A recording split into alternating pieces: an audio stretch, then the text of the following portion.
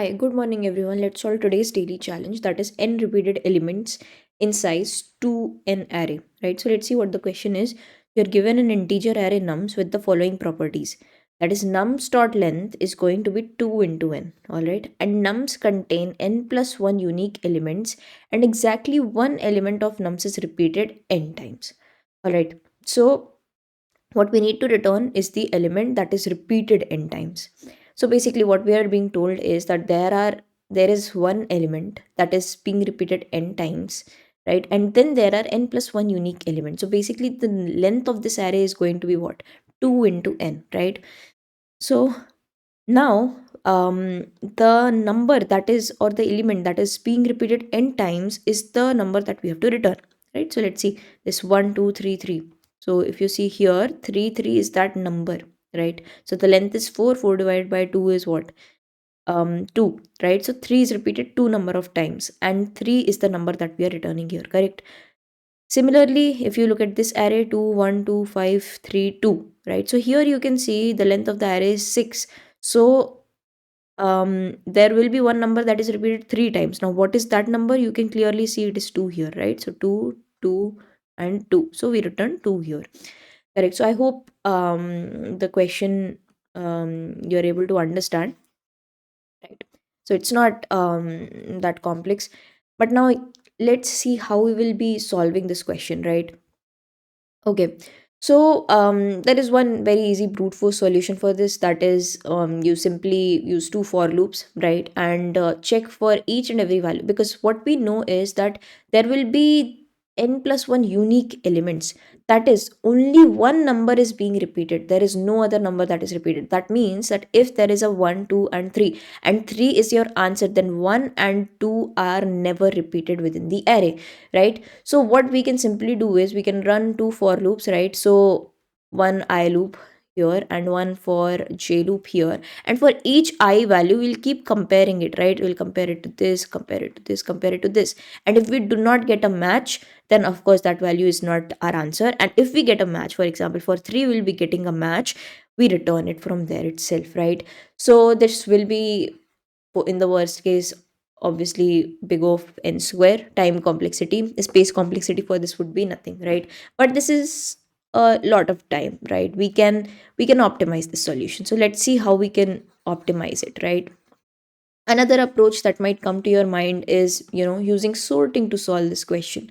Let's simply sort this given array and simply check adjacent pairs, and once you get a pair that is equal adjacent, right, you return that value, right? So this is another approach that you can use.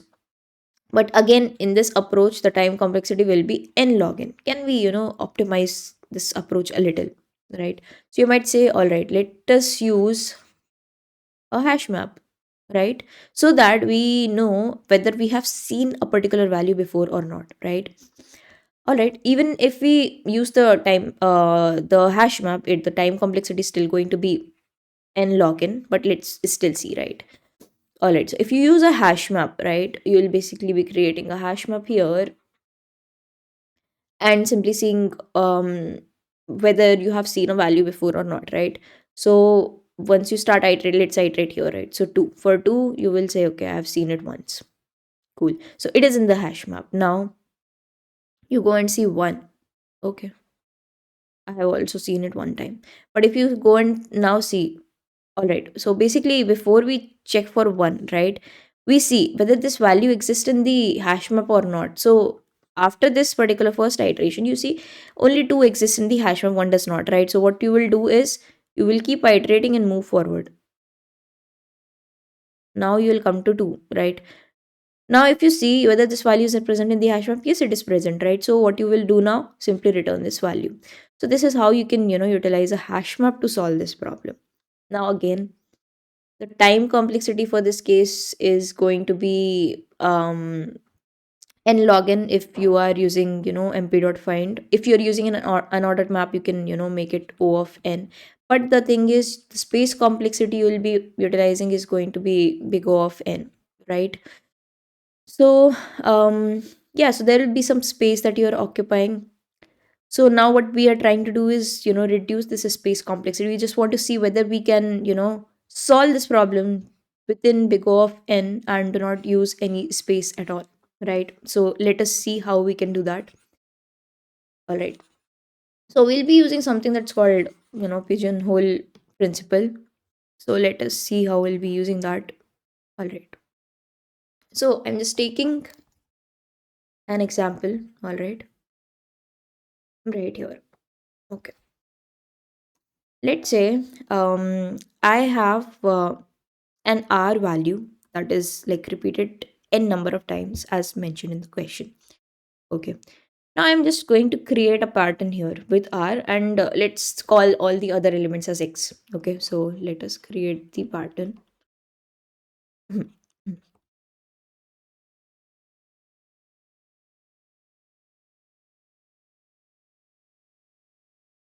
I think, yeah. All right, so what we are aiming for is four number of hours, right? So if you see the pattern, so what I have basically done is I have kept the r at a particular distance, all right, from each other. Okay, because our concern is only this repeated value, right? Only this r value that we are concerned about within the question. All right, now if you see from here, for 4 hours, right, for 4 hours value, how many x values do I need?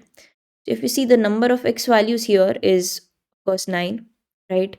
So basically for 4 number of hours you're needing 9. So let's, generalize this. So if you see, the pattern that I've used is having 3 number of x's equally distant between each r, right?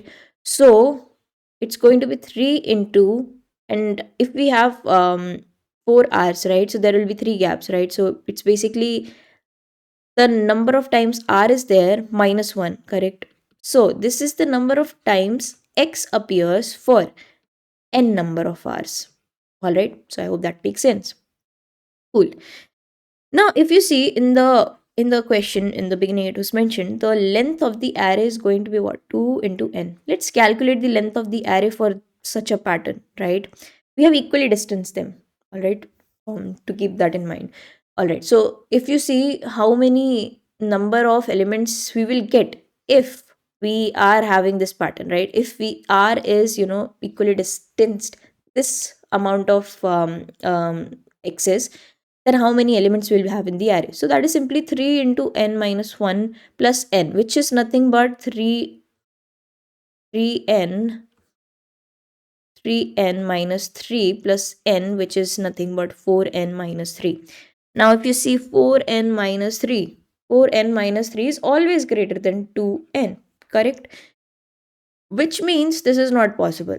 We will never ever have a case where r is distanced by 3 elements, right? So basically 2 r's are distanced by 3 elements. We'll never have that case, okay? So because this was the worst case that we took, right? That r is always distanced 3 by 3 elements, right? So what is the conclusion here? How can we, why did I take this particular pattern? So the conclusion is simple, that we will never have this as the worst pattern. So what we can rather have is a pattern like this to, see within the array, that is 2 r's are adjacent, or a pattern like this to see within the array that 2 r's are distanced by one element in between, or we can see this pattern in the array, that is 2 r's are distanced by two elements, but never ever will see such a pattern. All right, will the 2 r's will never be distanced by three elements within the array. We just saw the proof for that, right? So we can use this to solve the problem, right? So it's quite simple. We simply check for these patterns, right? We simply check for two adjacent values, whether they are same. If same, just return that value. If there is a, one element in between them, which is simply comparing an I element with I plus 2 element, then if this I and I plus 2 element are equal, then we simply return that element, right? And for this case, we simply compare I and I plus 3 element. If they both are same, that means that is the value that we need to return. All right, so this way we can solve this particular problem within one iteration and without utilizing any space, right? So we can solve this problem within constant space, right?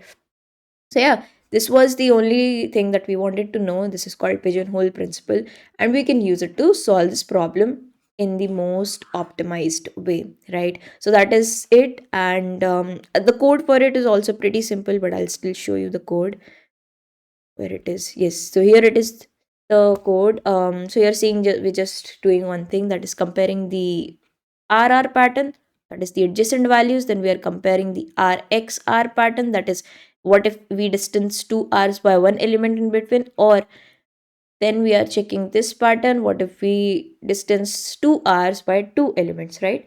And if they match, if any of these cases match, that is the element we are looking for, and that is our answer, and we return that. Otherwise, there is no such element, we return -1. Although in the question obviously this case is not mentioned, we will for sure be returning from any of these three cases. But yeah, so I hope you get it.